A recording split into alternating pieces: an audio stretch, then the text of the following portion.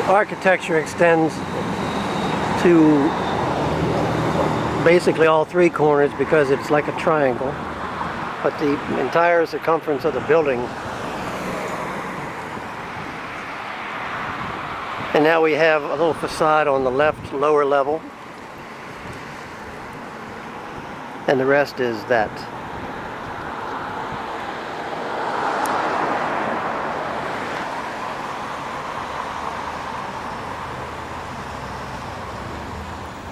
I'm going to pan across the intersection at Ridge McIntyre and West Main Street.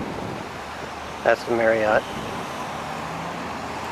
That's looking west on West Main Street. That's the Sacagawea statue.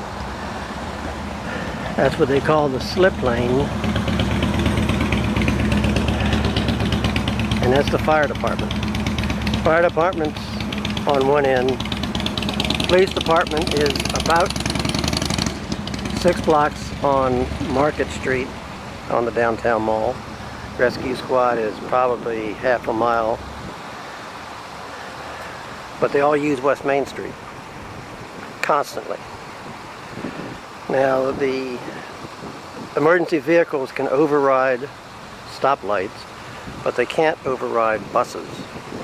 And the latest plan is to have the buses that go up and down West Main Street stop in the travel lane.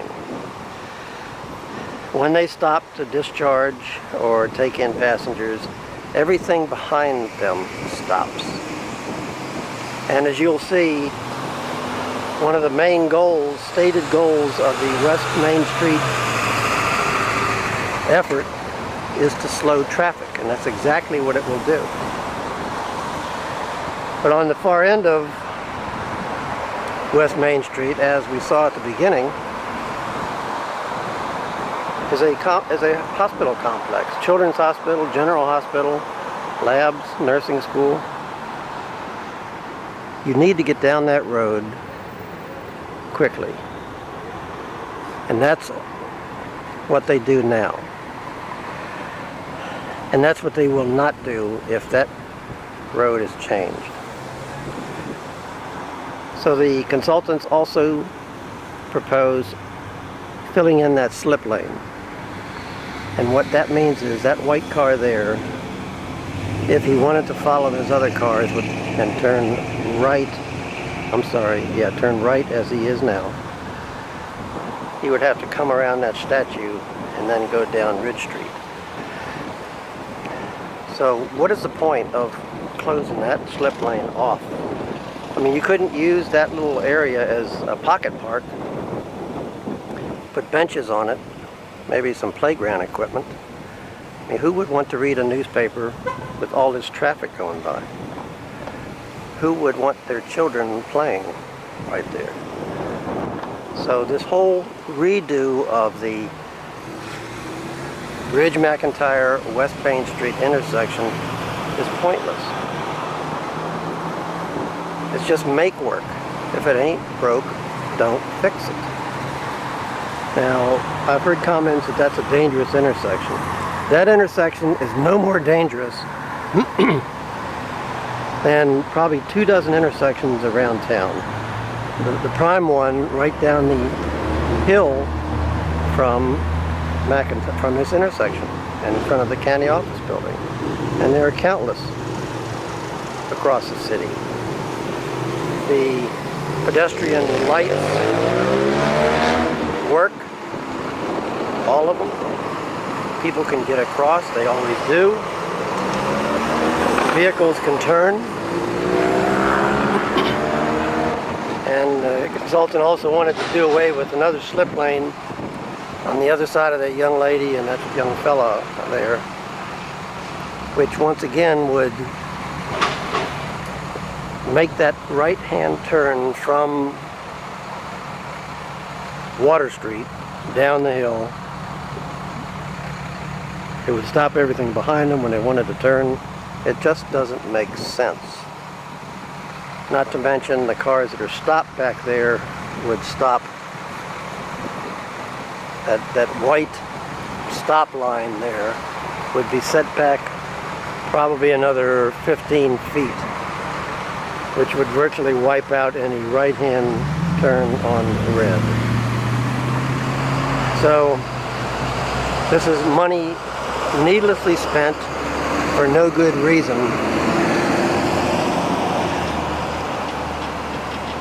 And if I stood here a little bit longer, I'd see that fire department light up.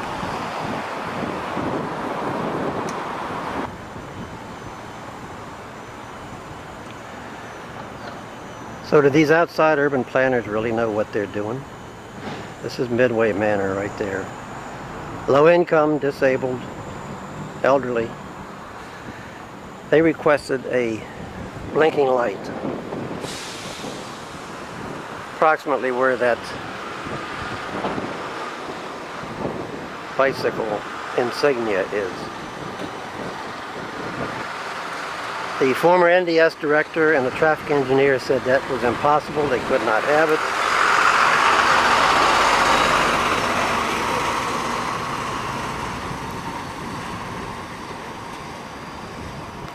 They said it had to be done.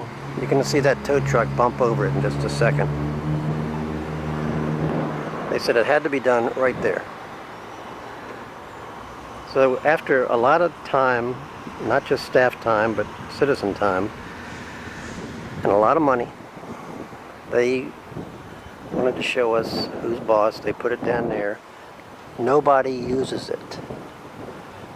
The elderly people, disabled people still cross where they've always crossed, and they do not use that expensive crosswalk down there. It is time we started listening to the citizens of Charlottesville. We know what we're talking about. We know about livable design. We don't ask for much. We would be much better off if the city trusted the staff and trusted the citizens to do 95% of this design work. If we run across something that we can't handle, we can always call for help then. But we are wasting so much money and effort, and the citizens are getting tired of it.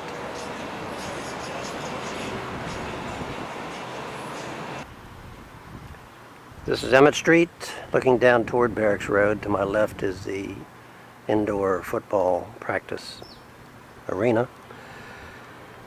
And in looking at transportation on West Main, or anywhere across the city for that matter, you would think that some alternatives would be presented to get people and bikes across busy roads or even intersections. And that's really not a novel idea. UVA put this one in because students were crossing right there. They weren't even bothering to go down to that light down there. They were crossing right there. So for safety reasons they put it in. The county is now considering a flyover or a crossover for pedestrians and bikes on Pantops. So I would expect that any consultant we brought into our area would have presented that as an option.